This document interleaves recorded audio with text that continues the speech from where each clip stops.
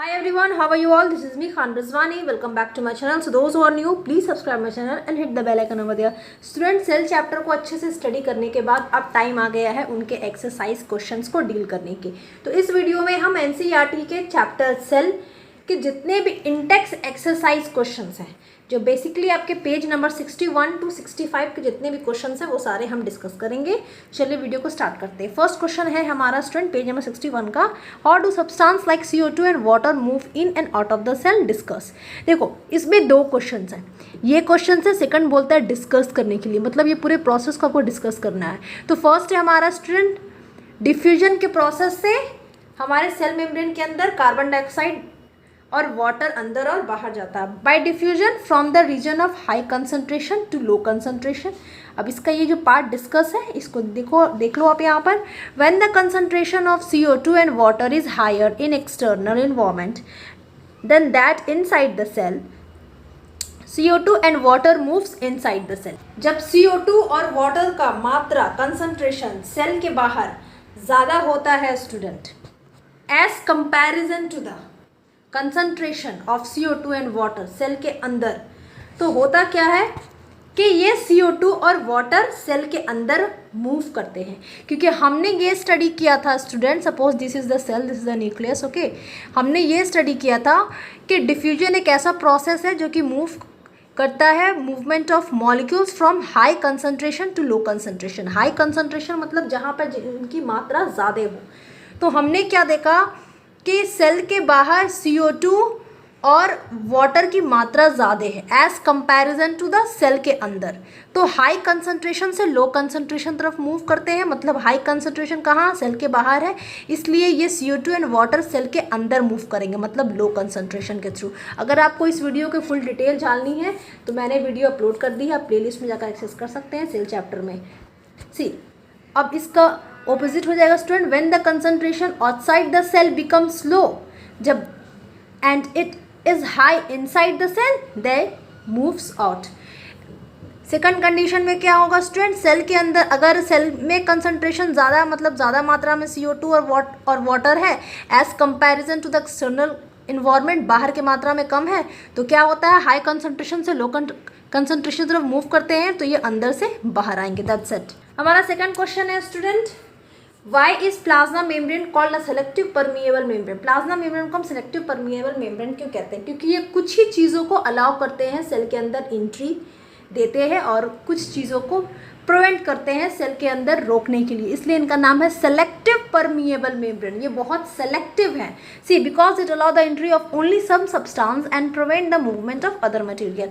तो स्टूडेंट अब हमारा पेज नंबर 63, हमारा पेज नंबर 63 है स्टूडेंट। क्वेश्चंस है, सी प्रोकैरियोटिक एंड यूकैरियोटिक सेल के बीच में डिफरेंसेस आपके एनसीईआरटी बुक में मेंशन है। फर्स्ट है हमारा स्टूडेंट, प्रोकैरियोटिक के साइज जनरली इतने होते हैं, यूकैरियोटिक के साइज ये सारे, ये जो मैंने ग्रीन मार्क दे रखे ये सारे आपके बुक में ऑलरेडी मेंशन है, ब्लू कलर के मार्क से ये जो आंसर है। तो सी प्रोकैरियोटिक सेल के nuclear region it is poorly defined because of absence of nuclear membrane. क्योंकि हमें पता है प्रोकैरियोटिक में सेल वॉल होता है, साइटोप्लाज्म होता है, बट इनके पास अपना एक पर्टिकुलर न्यूक्लियस नहीं होता है, लेकिन इनके पास न्यूक्लियोइड होता है। न्यूक्लियोइड क्यों? क्योंकि न्यूक्लियोइड के ऊपर कोई न्यूक्लियर मेम्ब्रेन का कवरेंस नहीं है स्टूडेंट, इसलिए इनके पास खुद का न्यूक्लियस नहीं होता है। क्योंकि एक ट्रू न्यूक्लियस हम उसे कहते हैं जिनके पास अपना एक पर्टिकुलर न्यूक्लियर मेम्ब्रेन हो। See so it is poorly defined because of absence of nuclear membrane and known as nucleoid. Fourth है हमारा student see prokaryotic membrane bond cell organelle absent. ये मैं फिर से आपको बता दूं, ग्रीन कलर के जो लिखे हैं ये आपके बुक में ऑलरेडी मेंशन है, बट ब्लू कलर के ये आंसर है। लेकिन यूकैरियोटिक में क्या है, ये membrane bond cell organelle such as mitochondria, plastid etcetera are present. Now let's jump to the page number 65. 65 में क्या है student, first question, can you name the two organelles we have studied that contain their own genetic material. Yes of course mitochondria और plastid एक ऐसे cell organelle हैं जिनके पास अपना एक खुद का DNA होता है, इनमें क्षमता होती है खुद का प्रोटीन बनाने की।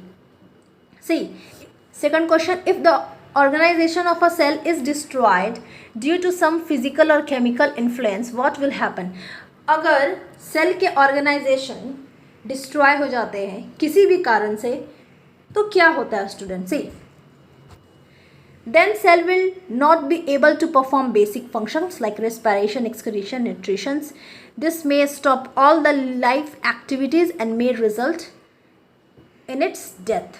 जब सेल के ऑर्गेनाइजेशन को इंजरी हो जाएगी, वो कम्प्लीटली डिस्ट्रॉय हो जाएंगे, तो ऑफकोर्स तो सारी एक्टिविटी सेल के अंदर ही होती है ना, तो ये सारी एक्टिविटी स्टॉप हो जाएगी, बंद हो जाएगी और अल्टीमेटली सेल डाई कर जाएगा. So our third question is student, why are lysosomes known as suicide bag.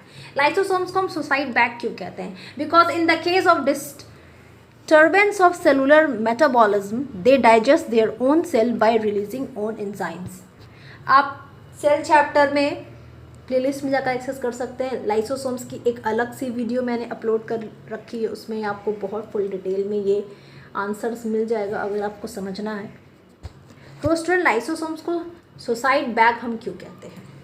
क्योंकि लाइसोसोम्स एक ऐसा सेल ऑर्गेनल है स्टूडेंट, अगर सेल के अंदर किसी भी पर्टिकुलर सेल और ऑर्गेनल अगर अच्छे से फंक्शन नहीं करता है या सेल अच्छे से फंक्शन नहीं करता है, तो लाइसोसोम्स क्या करता है, ये खुद फट जाता है, ये खुद ब्रस्ट हो जाता है, जिनके कारण इनके अंदर जो एंजाइम्स प्रेजेंट होती हैं वो खुद से बाहर निकल जाती हैं, सेल में फैल जाती हैं, डिस्ट्रीब्यूट हो जाती हैं, जिनके कारण सेल डाई कर जाता है. इसलिए इन्हें सुसाइड बैग कहते हैं.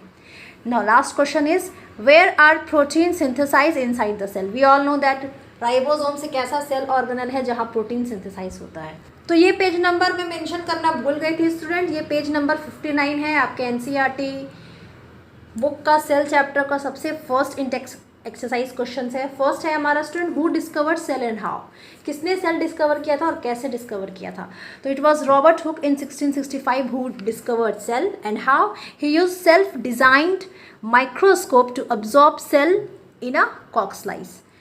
तो हमने ये जाना है स्टूडेंट कि रॉबर्ट हुक ने 1665 में सेल को डिस्कवर किया है, लेकिन एक्चुअल में उन्होंने डेड सेल को डिस्कवर किया था. तो लिविंग सेल को अगर क्वेश्चन में आता है कि लिविंग सेल को किसने डिस्कवर किया था, तो आपका आंसर होगा एंटन वॉन ल्यूइनहॉक. लेकिन अगर सिर्फ डायरेक्ट क्वेश्चन आता है कि हु डिस्कवर्ड सेल, सिर्फ सेल है ना, उसमें लिविंग इंक्लूड है ना डेड है, तो आपको चुपचाप रॉबर्ट हुक मेंशन करना है. See second question, why is the cell called structural and functional unit of life. Cell को structural and functional unit of life क्यों कहते हैं स्टूडेंट? ऑफ कोर्स क्योंकि सेल स्ट्रक्चरल क्यों कहते हैं, क्योंकि वो स्ट्रक्चर प्रोवाइड करता है हमारे बॉडी को. सेल से टिश्यू बनते हैं, टिश्यू से ऑर्गन बनते हैं, ऑर्गन से ऑर्गन सिस्टम बनते हैं, लाइकवाइज. एंड फंक्शनल क्यों? क्योंकि सेल के अंदर सारी लिविंग एक्टिविटीज़ होती है. अगर वो एक्टिविटीज़ ना हो तो लाइफ सस्टेन करना, लिव करना इम्पॉसिबल है. Because all living beings are formed of cell. सारे लिविंग बींग सेल से बने हैं. And cells are essential for performing various life process like in nutrition, digestion, excretion, absorption, है ना, रिक्वायर्ड फॉर सस्टेनिंग लाइफ. हमारे body में जितने भी फंक्शन होते हैं स्टूडेंट सेल के अंदर होते हैं, और हमें ज़िंदा रहने के लिए वो फंक्शन का होना बहुत इंपॉर्टेंट है, जिसे हम लाइफ प्रोसेस कहते हैं, जिसके अंदर एक्सक्रीशन, न्यूट्रिशन, डाइजेशन, सर्कुलेशन सारी चीज़ें आती हैं. और ये स्ट्रक्चर क्यों है? क्योंकि हमारी बॉडी सेल से बनी है, ये स्ट्रक्चर प्रोवाइड करती है. आई होप आपको चीज़ें क्लियर हो गई होंगी. You have enjoyed the video. Thank you for watching. God bless you all.